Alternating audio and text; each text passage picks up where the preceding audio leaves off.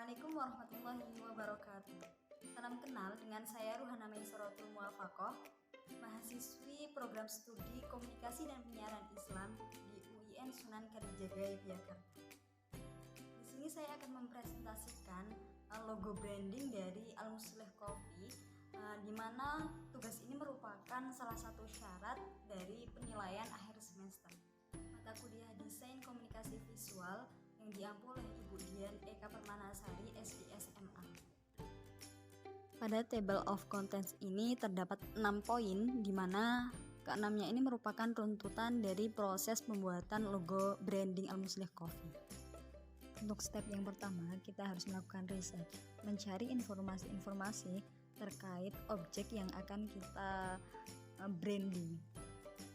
Al-Muslih Coffee merupakan supplier kopi Robusta Bengkulu, asal dataran tinggi Desa Bukit Indah, Kecamatan Asal, Kabupaten Kaur, Provinsi Bengkulu. Usaha ini berfokus pada produksi dan pengiriman biji kopi Robusta berkualitas tinggi dari dataran tinggi Desa Bukit Indah. Al-Muslih Coffee menyediakan biji kopi Robusta mentah hasil panenannya sendiri. Usaha ini menyediakan layanan pengiriman untuk mengirimkan produk mereka ke seluruh Indonesia. Nah, Al-Muslih Coffee ini memastikan bahwa produk mereka itu diproses dengan baik dan sesuai standar sehingga menghasilkan biji kopi yang memiliki rasa yang khas dan berkualitas tinggi. Nah, Al-Muslih Coffee ini juga mengutamakan pelayanan pelanggan yang baik serta mampu memberikan harga yang kompetitif. Namun usaha ini belum mendapatkan sertifikat resmi. Adapun pendirinya yaitu Soleh Amin dan Muniratul Aini. Kopi yang diproduksi oleh Al-Muslih Coffee merupakan kopi Robusta, di mana Robusta itu diambil dari kata robust yang merupakan istilah dalam bahasa Inggris yang memiliki arti kuat. Nah, sesuai dengan namanya, minuman yang diekstrak dari biji kopi Robusta memiliki cita rasa yang kuat dan cenderung lebih pahit dibandingkan Arabica. Nah, biji kopi Robusta ini banyak digunakan sebagai bahan baku kopi siap saji dan pencampuran kopi racikan yang biasa disebut blend untuk menambahkan kekuatan cita rasa kopi. Selain itu, bisa juga digunakan untuk membuat minuman kopi berbasis susu seperti cappuccino dan cafe latte. Nah, biji kopi Robusta ini dianggap inferior dan dihargai lebih rendah dibandingkan Arabica. Secara global, produksi Robusta menempati urutan kedua setelah Arabica. Nah, Indonesia merupakan salah satu negara penghasil kopi Robusta terbesar di dunia. Sebagian besar perkebunan kopi di negara ini ditanami jenis Robusta dan sisanya itu baru ditanami Arabica, Liberica, dan Excelsa. Ada beberapa perbedaan antara kopi Robusta sama kopi Arabica, di mana perbedaan yang pertama itu terletak pada bentuk bijinya. Kalau misalkan di biji Robusta itu kalau diperhatiin cenderung lebih bulat, tapi kalau misalkan kopi Arabica itu lebih lonjong. Nah, sedangkan dari segi ukuran biasanya kopi Robusta itu lebih kecil dibandingkan dengan kopi Arabica. Perbedaan yang kedua itu dari tingkat kepahitan. Kalau kopi Robusta itu memiliki rasa yang lebih pahit dibandingkan kopi Arabica. Kenapa bisa seperti itu? Karena kopi Robusta ini memiliki kandungan gula yang lebih rendah dan kafein yang lebih tinggi, 2,2% dari kopi Arabica. Sedangkan dari segi rasanya, kopi Robusta itu terasa kuat dan pahit. Sedangkan kopi Arabica memiliki rasa yang variatif. Nah, kalau kopi Arabica ini lebih lembut dan sentuhan buah-buahannya itu beragam. Terus kemudian ada rasa kacang-kacangan dan juga biji-bijian yang membuat cita rasanya itu sangat beragam. Perbedaan yang selanjutnya terletak pada cara pengolahan biji kopinya. Kalau setelah dipetik, pengolahan biji kopi Robusta itu cenderung lebih mudah karena hanya perlu dikuliti dan dikeningkan dengan oven. Berbeda dengan kopi Arabica yang dia itu lebih sensitif. Karena setelah dipetik, kopi Arabica itu perlu dipulping dulu, kemudian difermentasi, dijemur sampai kering, dibuka kulitnya dan dikeringkan secara alami dengan menggunakan sinar matahari. Karena kalau misalkan dia dikeringkan pakai oven, dia itu bisa mengubah cita rasa dari kopi Arabica itu sendiri. Perbedaan yang keempat itu terletak pada cara pengolahannya. Kopi Robusta sama kopi Arabica ini sama-sama bisa dinikmati secara langsung. Tapi kalau minuman kreasi kayak kopi let, terus habis itu es kopi susu dan berbagai minuman modifikasi lain biasanya itu menggunakan kopi Robusta. Dia lebih cocok karena kalau misalkan kopi Arabica dia itu udah punya cita rasanya sendiri, mulai dari rasa manis yang original, kemudian rasa buah yang dia itu unik, sedangkan kandungan krim dan susu ini bisa menyeimbangkan rasa pahit pada kopi Robusta, bukan pada kopi Arabica. Dan untuk perbedaan yang terakhir itu terletak pada proses penanaman dan perawatannya. Nah, perbedaannya ini ketika kopi Robusta ini cenderung lebih mudah ditanam karena ia bisa tumbuh di dataran rendah, dia tahan di cuaca panas, dan dia itu tahan sama hama dan penyakit. Jadi nggak heran kalau misalkan di Indonesia itu lahan kopi Robustanya itu lebih besar, lebih luas dibandingkan kopi Arabica. Karena apa? Karena kopi Arabica ini cuma bisa tumbuh di suhu yang lebih rendah, kayak misalkan di atas gunung dengan kandungan air yang cukup. Nah, mengingat kondisi kopi Robusta yang cuma bisa tumbuh di suhu 18-22 derajat Celcius, maka kopi Arabica ini cuma bisa tumbuh di tempat-tempat tertentu di Indonesia. Sedangkan dari segi tumbuhan, kopi Robusta ini bisa tumbuh hingga 4,5-6 meter, sedangkan Arabica hanya bisa mencapai ketinggian 2,5-4,5 meter. Di sini saya akan membahas nilai unik dari kopi Bengkulu itu sendiri. Jadi yang pertama itu terkait daerah asalnya. Kopi Bengkulu ini tumbuh di daerah Kabupaten Kepahyang, Rejang Lebong, Seluma, daerah Bengkulu Tengah, Bengkulu Selatan, dan Bengkulu Utara. Ini yang mendominasi ya. Nah, meskipun daerah ini juga penghasil kopi Arabica, tapi lebih banyak kopi Robustanya. Nah, Bengkulu ini merupakan provinsi ketiga terbesar penghasil kopi terbesar di Indonesia setelah Lampung dan Sumatera Selatan, sehingga dikenal dengan sebutan segitiga emas kopi. Fakta menariknya lagi, daerah Bengkulu ini adalah penyumbang ekspor kopi Robusta terbesar di Indonesia, dan kopi ini menjadi salah satu kopi terbaik dunia karena cita rasa dan karakternya yang tidak kalah unik dengan kopi Nusantara lainnya. Kemudian yang kedua, ada karakteristik dari kopi Bengkulu ini memiliki rasa yang berbeda dibandingkan Arabica, kopi Robustanya ya. Nah, biji kopinya ini diolah secara alami dan aromanya sangat kuat, sehingga memiliki tingkat keasaman yang cukup tinggi dan memiliki rasa coklat yang tajam. Rasa kopi yang unik ini karena kopi tumbuh di dataran tinggi, dirawat dengan baik dan secara organik, sehingga tanpa campuran bahan kimia. Nah, dari proses penanaman yang sangat hati-hati ini dan memperhatikan beberapa faktor menjadikan kopinya ini berkualitas.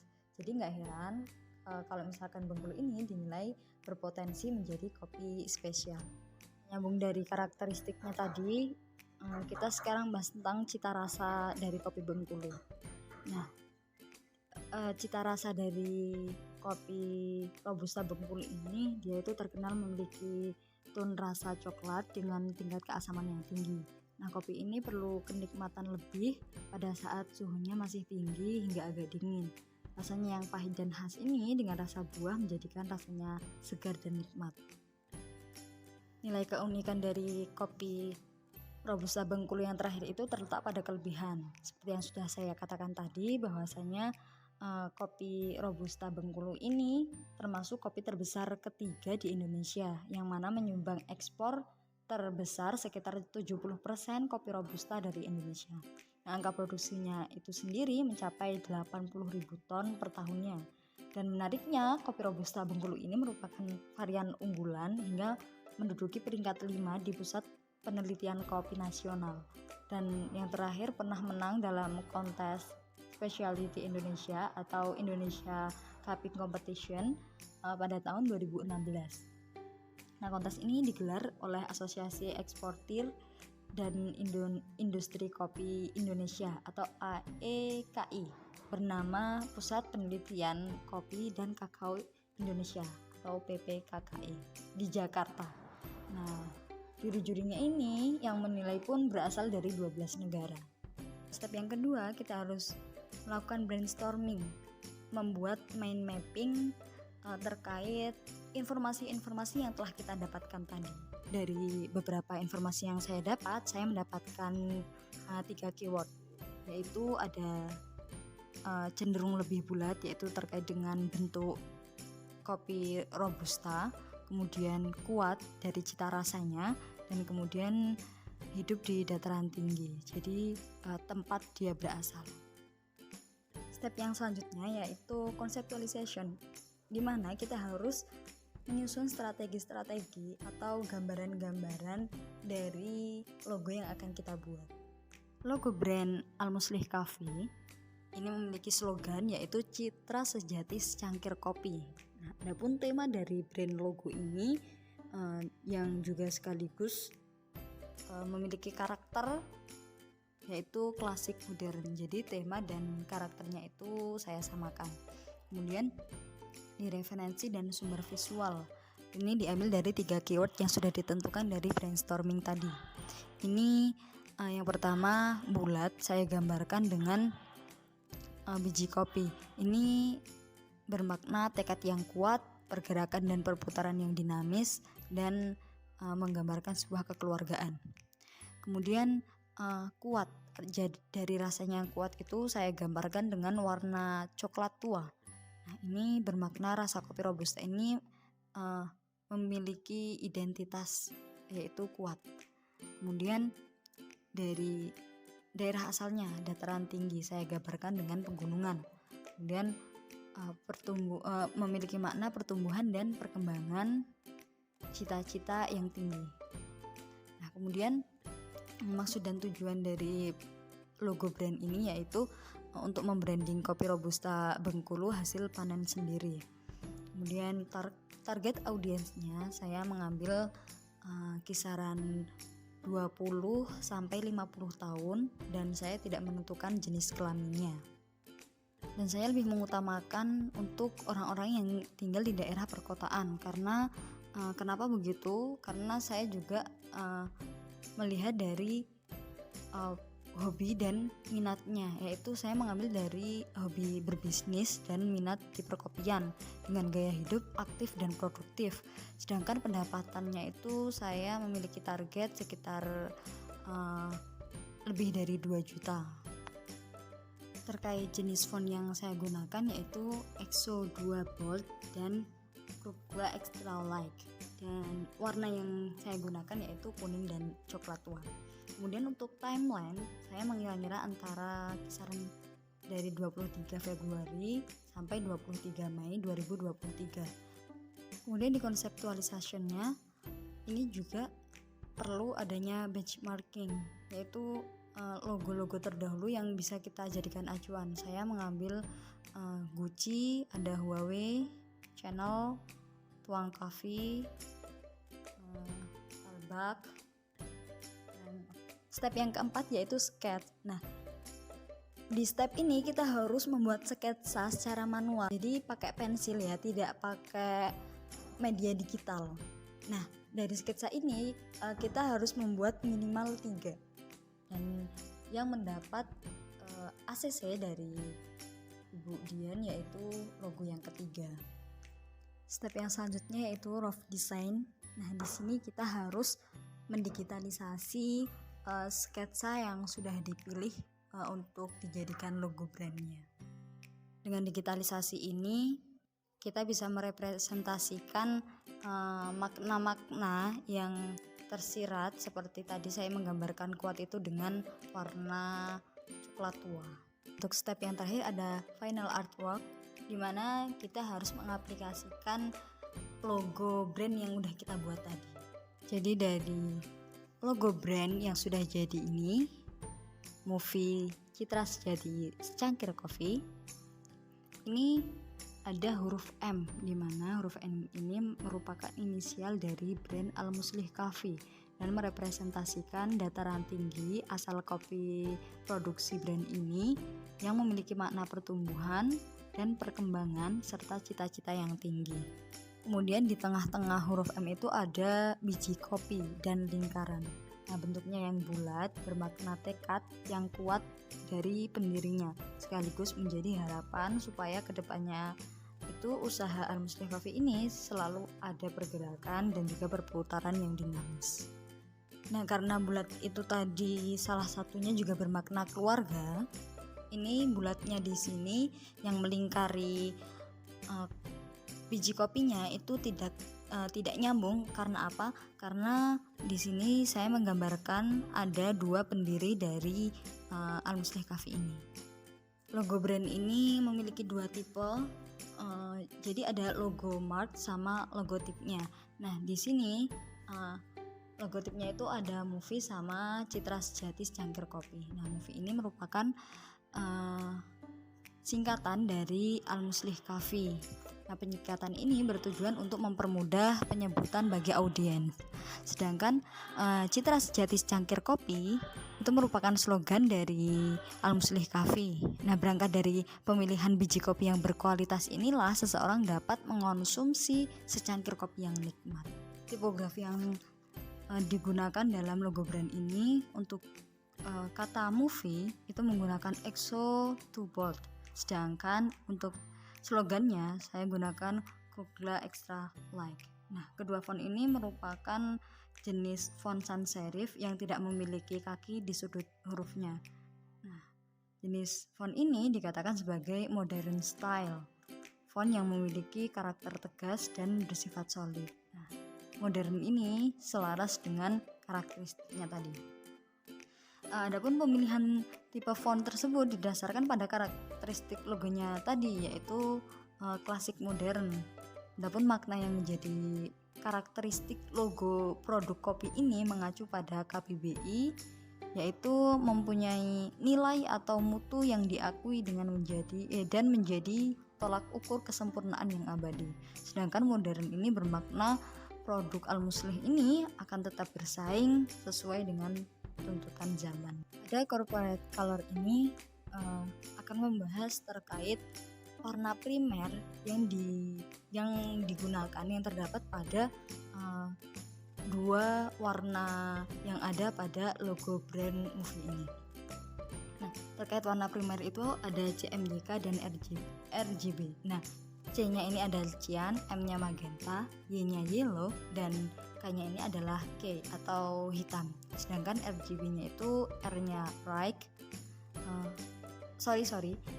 R-nya itu adalah red, G-nya green, dan B-nya adalah blue.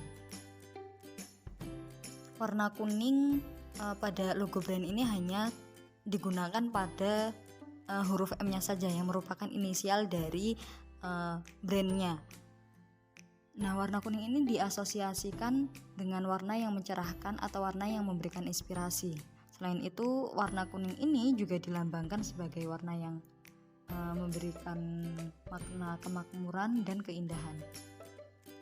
Sedangkan secara psikologis, kuning ini mampu merangsang aktivitas otak dan mental, serta memiliki aura kehangatan, optimisme, semangat, keceriaan, dan rasa bahagia yang mampu membantu penalaran manusia berjalan logis dan analitis. Nah, di sini ada kata optimisme dan semangat karena Al-Muslih Coffee ini merupakan usaha baru dan harapannya pendirinya ini bisa terangsang pikirannya, logikanya untuk selalu optimis dan semangat. Kemudian dari warna yang kedua itu ada warna coklat, itu terdapat di lingkarannya, di biji kopinya, kemudian di logotipnya. Nah, di sini warna coklat ini mampu melambangkan kesan yang canggih, mahal, dan modern. Berarti ini selaras dengan tema dan karakteristiknya itu, yaitu modern. Kemudian memiliki makna rasa hangat, nyaman, dan aman. Kemudian coklat tua ini identik dengan unsur tanah dan bumi, karena ini terkait dengan asalnya dia ya, asal kopi yang diproduksi itu dari dataran tinggi. Dan dalam dunia psikologi, warna ini juga untuk melambangkan arti yang kuat, mampu diandalkan, serta pondasi kekuatan hidup. Jadi pada bagian logo reverse ini, logo brand movie ini perlu diterapkan pada background dari warna logonya itu sendiri. Jadi kalau misalkan tadi warna logonya ini ada dua, ada kuning sama coklat tua, itu diterapkan di kedua warna itu. Selain dua warna yang menjadi warna dari logo brand movie ini sendiri, itu harus diterapkan pada warna hitam putih. Kemudian diterapkan juga pada background gambar, seperti yang bisa teman-teman lihat itu yang di bawah pojok itu ada gambar daun. Ada beberapa hal yang tidak disarankan untuk pengaplikasian logo brand movie. Yang pertama itu jangan sampai mengubah warna logo. Karena apa? Karena di sini ada warna coklat yang dia itu menjadi keyword dari logo brand ini. Jadi kalau misalkan dia diubah, itu juga bisa mengubah dari komunikasi visualnya. Nah, tapi ini dikecualikan dalam keadaan tertentu dan hanya dengan panduan dari tim desain. Karena seperti yang kita lihat sebelumnya, bahwasanya kalau misalkan dia itu warna mau diterapin di background warna hitam, tapi kok logo tipnya tidak diganti dengan warna yang cerah, yaitu dengan warna kuning, maka dia akan mati. Maka di sini dibutuhkan untuk pergantian warna. Kemudian yang kedua, jangan sampai memperkecil atau memperbesar logo secara asal. Jadi pastikan logo itu diperbesar atau diperkecil secara proporsional agar tetap terlihat seimbang dan tidak menghilangkan detail penting pada logo. Kemudian yang ketiga, jangan menggunakan efek yang berlebih. Jadi hindari menggunakan efek-efek kayak misalkan bayangan atau efek gradasi yang berlebihan, karena itu bisa membuat logo terlihat kurang profesional. Kemudian yang terakhir, jangan sampai menggunakan logo yang terlalu kecil. Pastikan logo itu cukup besar untuk terlihat dengan jelas. Jadi jangan gunakan logo yang terlalu kecil pada bahan-bahan cetakan atau promosi offline.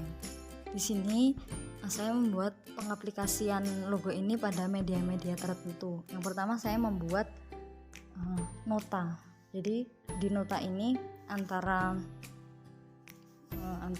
logo marknya sama logotipnya saya pisah, dan ini yang menggunakan logo aslinya, logo resminya itu hanya logo marknya, sedangkan logotipnya ini saya nggak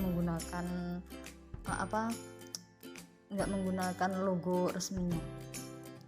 Kemudian di mug ini ada mug ya.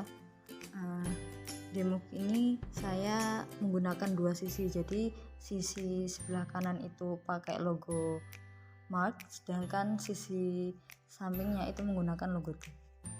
Untuk yang depan itu saya menggunakan logo marknya di bagian kanan atas, dada atas bagian kanan, dan untuk bagian belakangnya di bagian atas itu saya menggunakan logo tipnya.